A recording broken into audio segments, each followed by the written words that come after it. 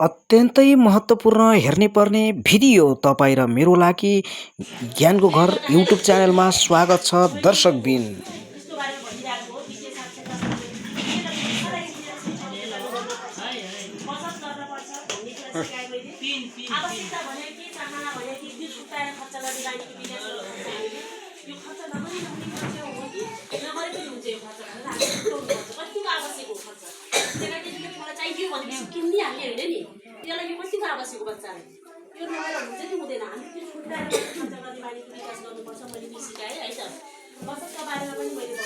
अब हामी अर्को टपिकमा जान्छौँ।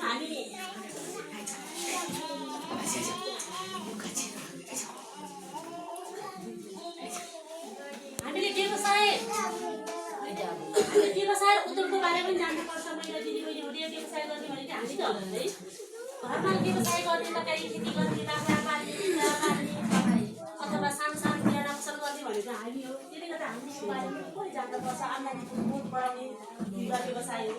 त्यसले गर्दा व्यवसायको बारेमा पनि जान्नुपर्छ। जानकारी गराउनुपर्छ भन्ने एउटा सोचाइ छ।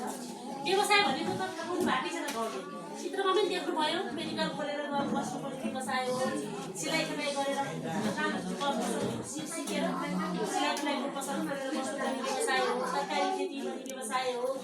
अनि तरकारी पसल गरेर बस्नुपर्ने व्यवसाय हो। बाख्रा पाल्ने व्यवसाय हो। व्यवसाय भनेको सबै थाहा पाउनुपर्छ। सानो यस्तो पनि व्यवसाय हो। व्यवसाय गर्ने मान्छे चाहिँ हामी उद्यमी हो। गरिने काम उद्यम गर्ने मान्छे हामी उद्यमी हो। उद्यम के भनेको छ? व्यवसाय उद्यमको बसेर हुनुको भनेको छ। त्यसले व्यवसाय हामी आम्दानीको स्रोतहरू बढाउनै पर्छ। केही आम्दानी केही अहिलेको अवस्थामा फरक हुन हामीले केही न केही आम्दानीका स्रोतहरू बस्नै पर्छ। हामी उकाली कमाएको घरमा मात्रै बस्नु हुँदैन। हाम्रो श्रीमानले कमाएको घरमा मात्रै बस्नु थाल्यो भने हाम्रो घरको अवस्था कहिले पनि परिवर्तन हुन सक्दैन। हामी अलिअलि हामी पनि लाग्नुपर्छ, सहयोग गर्नुपर्छ भनेर केही न केही व्यवसाय सञ्चालन गर्नुपर्छ।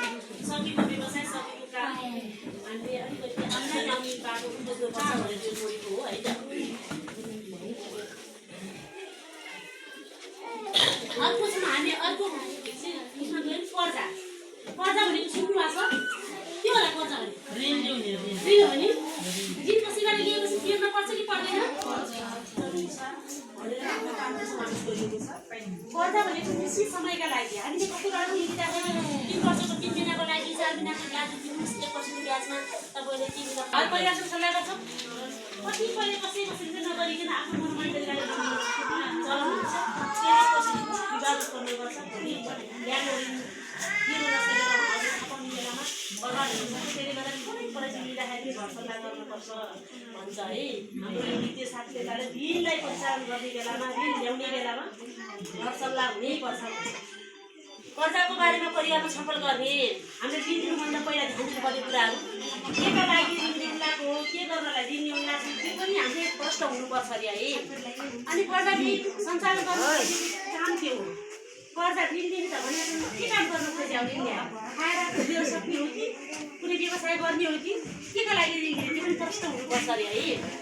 आफ्नो नियमित आफ्नो आम्दानीभन्दा तिर्नुपर्ने बढी ऋण बढी पो हुन्छ कि तिर्न सकिन्छ ऋण ल्याएर सोच्छ कि मान्छेले। ऋण लिन सजिलो र तिर्न गाह्रो, किनभने ब्याज चाहिँ दिनुपर्छ नि। त्यसले गर्दा ऋणले मान्छेले घरमा घाटो बनाएको दिनुभएको सुन्नुभएको कति छ नि समाचार।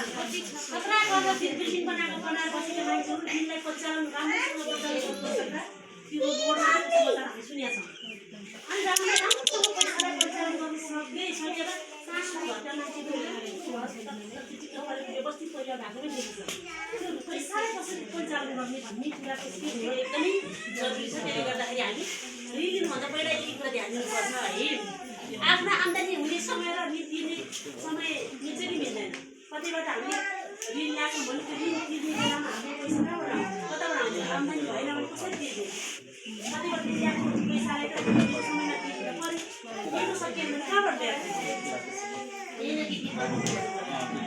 आम्दानी ल्याएको छ भने त्यो पैसाले तिर्ने बेला आम्दानी भएन पैसा आएर तिरेर भएको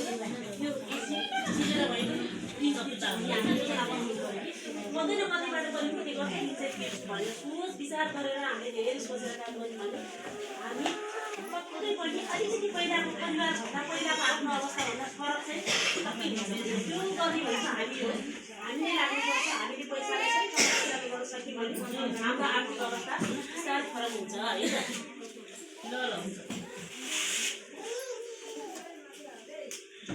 कर्जाको प्रयोग भनेको छ हामीले ऋण लिइसकेपछि प्रयोग गर्नुपर्ने ऋण लिइसकेपछि खान मेला जान रमाइलो मेला जान अनि त्यहाँ गएर सामान किन्नको लागि ऋण ल्याउने होइन है ऋण ल्याउनको लागि ऋण लिइसकेपछि यस्तो काम गर्नु पऱ्यो हामीले ऋण लिइसकेपछि कुनै न कुनै व्यवसायमा लगाउनु पऱ्यो यहाँदेखि मिठाई पसल गरेको छ अनि त्यसपछि गाई पालन गरेको छ मेडिकल गरेर बसेको देखा छ कुखुरा पालन गरेको देखा छ त्यसै गरेर फलफुल पसल गरेर बसेको देखा छ त्यस्तै ठाउँमा मात्र हामीले ऋण ल्याउनु पर्यो ऋण ल्याएर त्यस्तो ठाउँमा लगानी गरेपछि बल्ल त्यहाँबाट आम्दानी हुन्छ आम्दानी हुन्छ यो गर्नुपर्छ भनेर ऋण लगाइसकेसम्म उत्पादनमूलक ऋणमा लगानी गर्नुपर्छ ऋण लिइसकेपछि भने पैसा बनाउनु जान्दैन ऋण अब सबैले कारोबार गर्नु भएको छ होला हाम्रो आमाहरूले त्यो ऋणलाई कसरी पैसाले गर्नुपर्छ भन्ने कुरा सिक्नु पनि भएको छ